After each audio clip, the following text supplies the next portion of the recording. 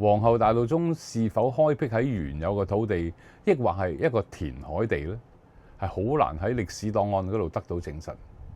但係皇后大道中1號匯豐銀行所處嘅地皮係一定係填海翻嚟嘅。因此，大道中9號係咪一塊填海地皮呢？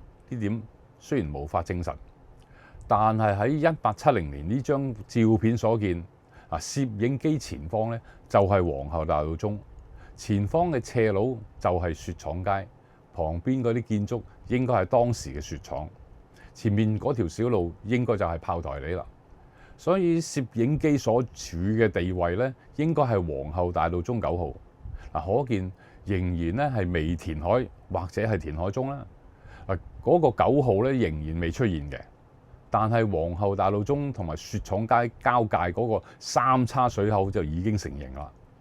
皇后大道中9號正對呢個三叉水口，假如用中式傳統風水理念，呢個位置只能起間廟，或者做一個石敢當之類以求擋煞。但係英國人呢，就將佢看成一個船頭建築，通常咧會放一個鐘樓，或者喺頂層整一個鐘塔，用嚟彰顯佢嘅航海遺跡。呢個觀念咧啱啱好突破咗三叉水口呢個死角，將廢物變成寶藏，喺風水上有起死回生嘅效力。今日嘅皇九啊，喺對正呢個三叉水口皇格嗰度做咗一個12銅人鐘樓。